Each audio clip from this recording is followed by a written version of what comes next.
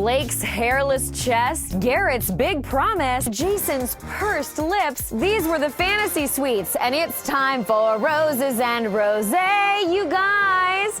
Thailand! Of course, we are here recapping Becca Kufrin's season of The Bachelorette. Thank you for joining me here at Roses and Rosé, and it was the fantasy suites. Come here! Are you so amazing?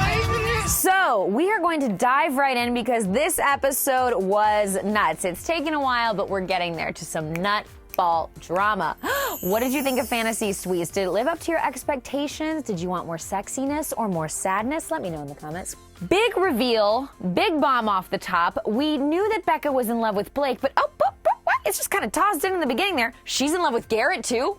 I'm in love with Garrett. What?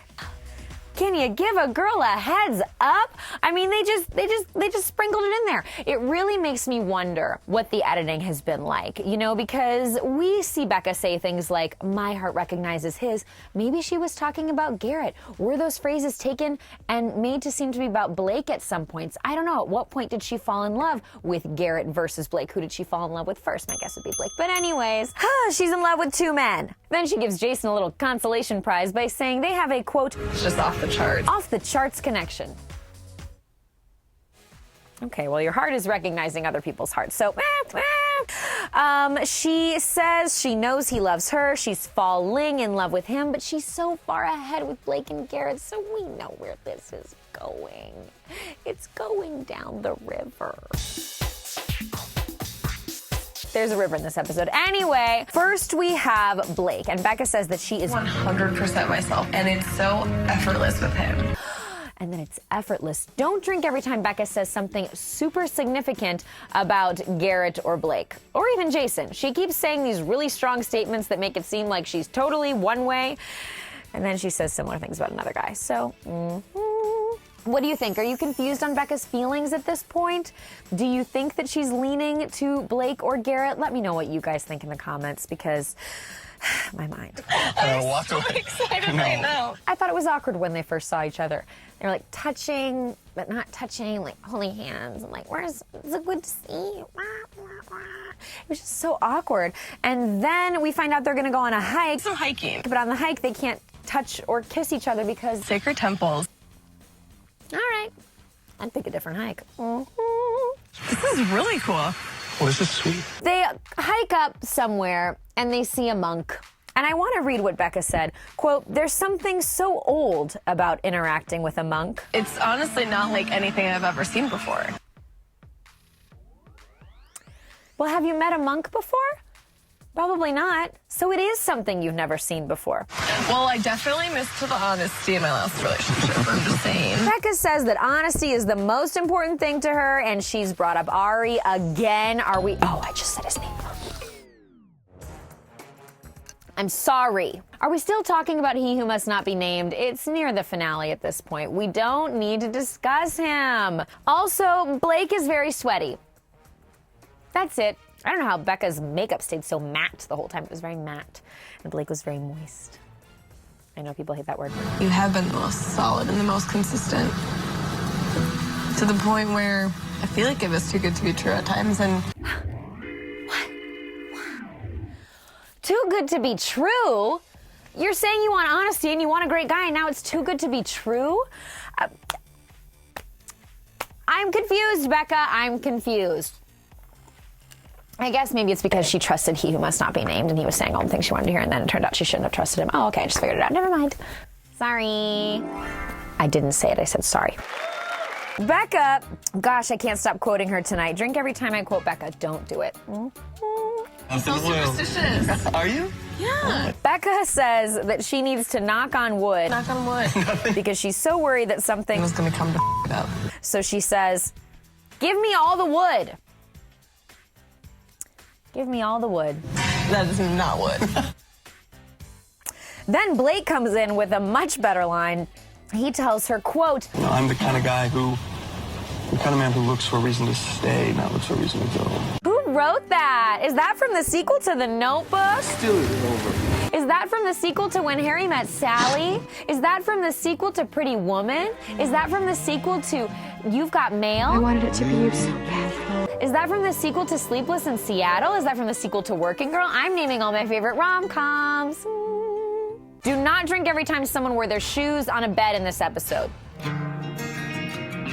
So then they wake up in the morning and Becca's makeup looks matte and perfect. Drink every time she looks matte and perfect. I'm giving you guys a lot of drinking games this episode. Be careful. Just like Becca should be. She says, I feel like you're more in love with him. and it seems really sweet and genuine. Just like Becca is. Big statement, though. I mean, I'm most scared of not ever waking up next to her again. I think that's a serious fear. Still isn't over. But more importantly, perhaps, where is Blake's chest hair? Where's everyone's chest hair? Are they waxing because they have so much free time during filming? Where is it? I need to know. Come here. So Jason's looking cute. I like his shoes, and probably from the combination of gel in his hair and the humidity. I mean, his hair looks soaking wet at this point. It's never looked more extreme than on this date. Hi. A rose. Yeah, you should give her one of those, and then she should give it to me. Oh, They eat some bugs. some crickets? Jason is all in on Becca. And what I want to be my fiance. And she's having a good time with Jason until... Would you put this outside of your home? Well, we could swing it. I think we can swing it. Enter the dragon! A large stone dragon is outside of what I believe to be a temple. There's so many temples in this episode. Don't drink every time you see a temple. There's temples scattered throughout. And Becca makes some kind of offhanded comment like, could you see that dragon outside of our house? And it's like, no. Where are you living? I think Jason lives in New York or Seattle or something. Your condo in Seattle? No, don't put that out there. But home decor choices aside, the issue is that this little comment makes her lose it. Everything was going great. As she likes to say, she was having the best time. But saying that, and she was the one who said it, made her think, At that moment, I feel like I couldn't see him in that future. don't drink every time Becca talks about seeing the future in this episode. The word future is going to be just, you'll be knocked out. It says so. I don't know what my problem is right now. It's just, I don't know. I just feel weird.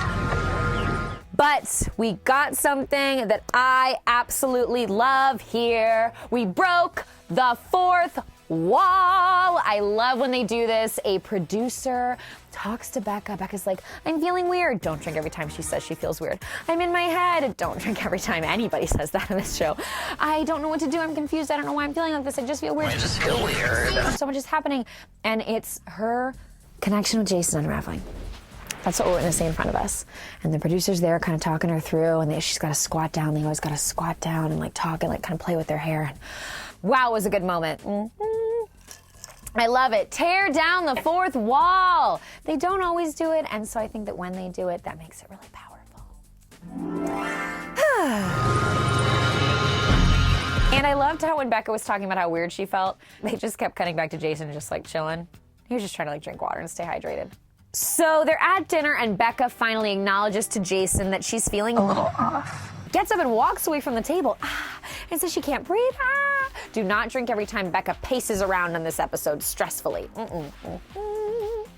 Yes, I could see a future with Jason, but Jason tries to convince her to stay. This conversation was weird, wasn't it?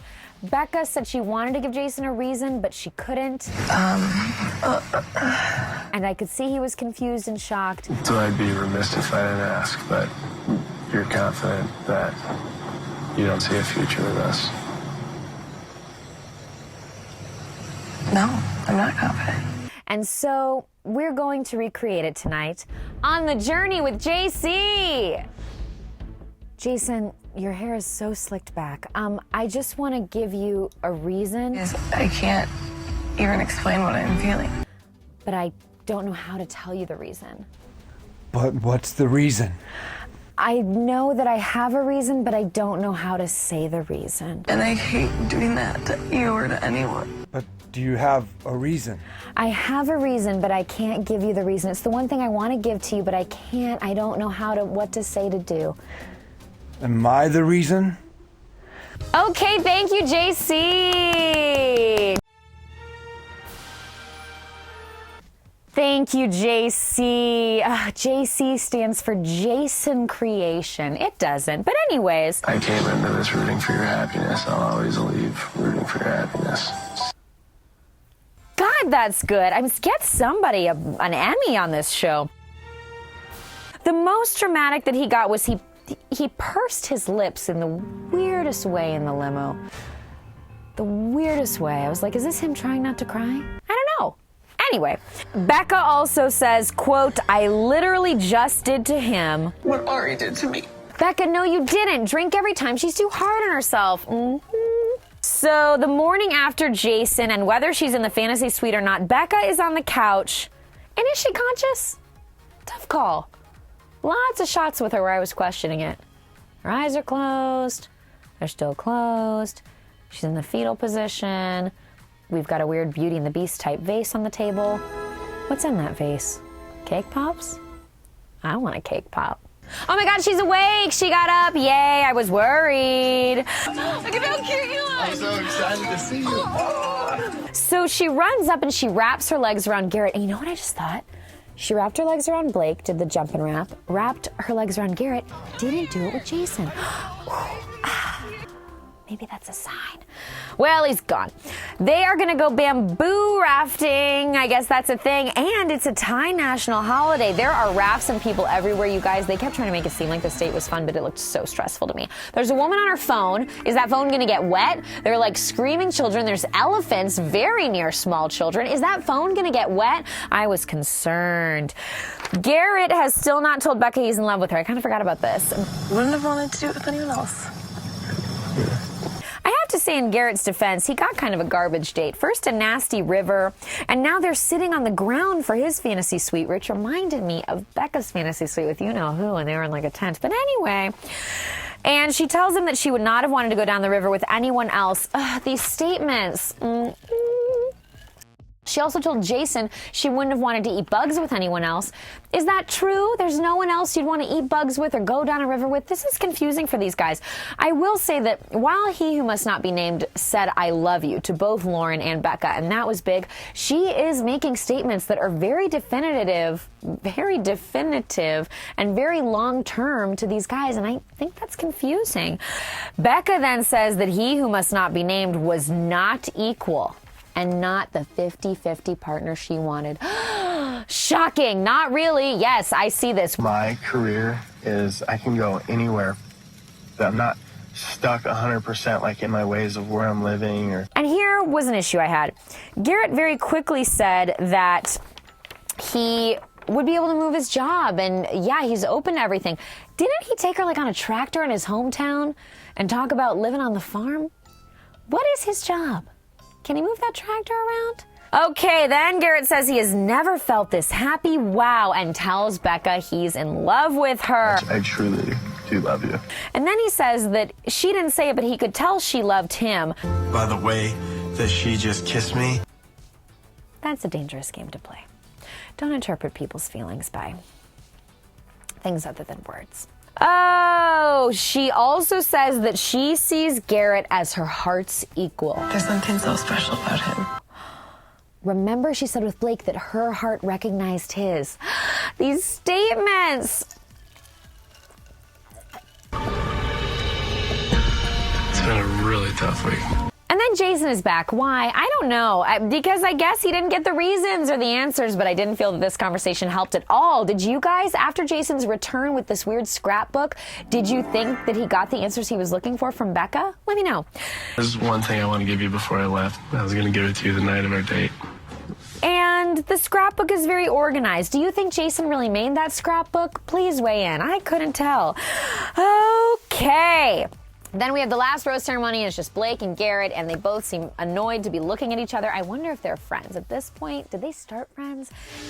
Cheers. Fantasy suites in Thailand, and it was the land of confusion and drama. How did everyone feel about fantasy suites? I liked this episode, and I do think the finale is going to be very dramatic because I think Blake and Garrett are both very invested in Becca. And I want to know, who do you guys think she picks? We're down to the final 2 now. Of course, we have Men Tell All first next week, and I will have some interviews. Shameless plug.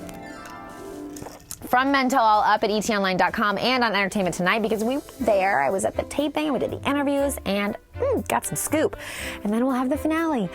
This has been such a season, everybody. We have come to the exciting end, so stick with us. Thank you so much for watching, and reach out to me anytime to talk Bachelorette and really anything else. Love you. Bye.